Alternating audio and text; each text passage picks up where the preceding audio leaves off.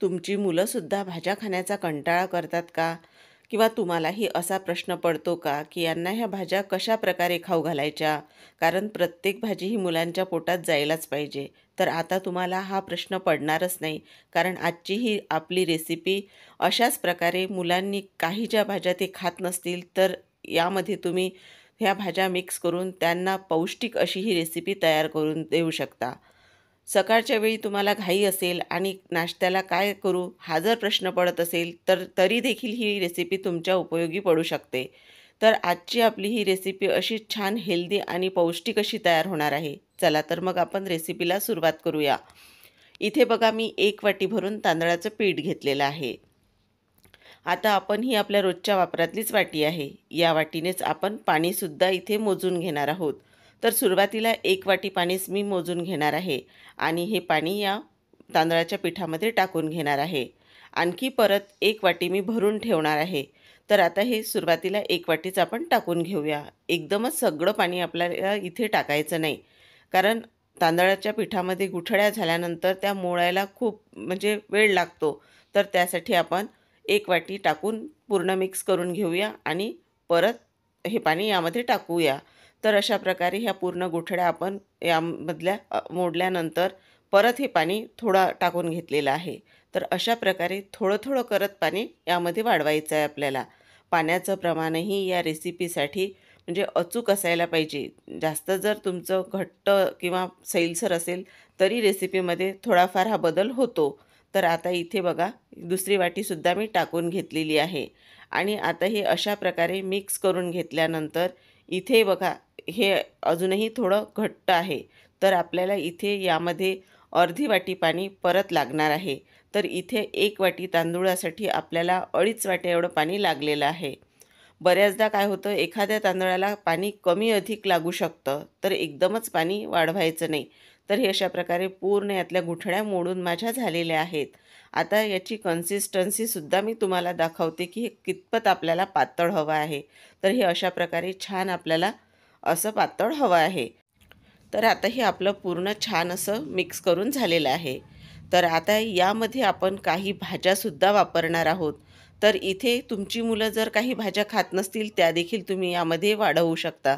तर इथे बघा मी गाजर खिसून घेतलेला आहे. इथे एक मध्यम आकाराचा कांदा बारीक कापून घेतलेला आहे. शिमला मिरचसुद्धा बारीक कट करून घेतलेली आहे. कोथिंबीर आणि हिरवी एक मिरची तीसुद्धा बारीक अशी कट करून घेतलेली आहे. आता आपण हे जे तांदळाचं मिश्रण तयार केलेलं आहे यामध्ये आपण ह्या पूर्ण भाज्या घालणार आहोत. तर इथे तुम्ही मटार देखील ते थोडे बारीक करून तेही यामध्ये टाकू शकता. तेही छान लागतात. तर आता इथे बघा मी पूर्ण ह्या भाज्या टाकल्यानंतर यामध्ये मीठ टाकून घेणार आहे. आता हिरव्या मिरचीऐवजी तुम्ही इथे चिली फ्लेक्ससुद्धा वापरू शकता. तेही चवीला खूप छान लागतात. तर आता बघा मीठसुद्धा मी टाकून घेतलेलं आहे यामध्ये.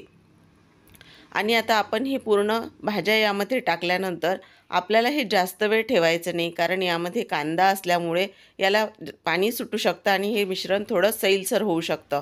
तर आता हे पूर्ण भाज्या छान अशा मी मिक्स करून घेतलेल्या आहेत. आणि दुसरीकडे तवासुद्धा गरम होण्यासाठी मी आधीच ठेवलेला होता. तवा छान कडकडीत असा आपल्याला गरम लागणार आहे या रेसिपीसाठी.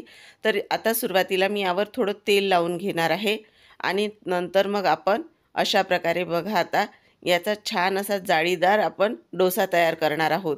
अशा प्रकारे घाईच्या वेळेत तुम्ही सर्व भाज्या मिक्स करून मुलांना अशा प्रकारे छान आता तुम्ही याला डोसाही म्हणू शकता किंवा घावन देखील म्हणू शकता. तर आता इथे बघा अशा प्रकारे छान आपल्याला सगळीकडे हे मिश्रण पसरवून घ्यायचं आहे. तर आता हे टाकल्यानंतर आपल्याला याला 2 ते 3 मिनटं छान असं हे पूर्ण शिजू द्यायचं आहे. याला पलटवून घेण्याची आपल्याला घाई करायची नाही. जरी हे तांदूळापासून तयार केलेला पदार्थ असला तरी देखील. आता इथे 2 ते 3 मिनिटानंतर मी हे पलटवून घेणार आहे. तर इथे बघा पलटवून घेतल्यानंतर किती छान त्याला रंग आलेला आहे. आता दुसरं एक वेगळी पद्धत मी तुम्हाला सांगत आहे. तर अशा प्रकारे आपण त्या भांड्यानेच हे पूर्ण मिश्रण यावर टाकून घेणार आहोत तव्यावर. तर इथे बघा मध्यभागी मी पूर्ण मिश्रण या भांड्यानेच पसरवून घेतलेलं आहे आणि आता ज्या कडेचा भाग आहे त्या भागावर आपण चमच्याने छान असं हे टाकून घेणार आहोत मिश्रण. आपण भांड्याने टाकल्यामुळे एकसारखं सगळीकडे हे पसरल्या जातं. आता हे सुद्धा आपण 3 मिनटं छान भाजून घेणार आहोत. यावर 1 चमचाभर मी तेल टाकून घेतलेलं आहे. आणि आता इथे बघा हे सुद्धा मी तुम्हाला पलटवून दाखवणार आहे. तर बघा किती छान असं हे तयार झालेलं आहे आणि वरून याला छान सोनेरी रंगसुद्धा आपल्याला येऊ द्यायचा आहे.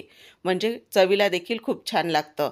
आता दुसरी बाजूसुद्धा मी तुम्हाला हे पलटवून दाखवत आहे आणि याला अशी घडी घालून घ्यायची आणि आपला हा झटपट असा नाश्ता खाण्यासाठी अगदी तयार झालेला आहे. आता शेवटचं राहिलं ते सुद्धा मी तयार करून घेत आहे. तर अशा प्रकारे बघा आपण हा सुद्धा डोसा किंवा घावन हे सुद्धा असं तयार करून घेऊया. आता तुम्ही याला मिश्र भाज्यांचं घावन देखील म्हणू शकता.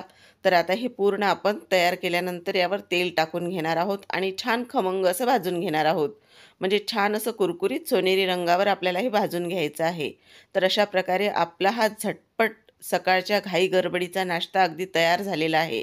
तर मंडळी तुम्हाला ही रेसिपी कशी वाटली हे मला नक्की कमेंट करून सांगा आणि रेसिपी आवडली असेल तर चॅनलला सुद्धा सबस्क्राईब करायला विसरू नका. पुन्हा भेटूया. तोपर्यंत धन्यवाद.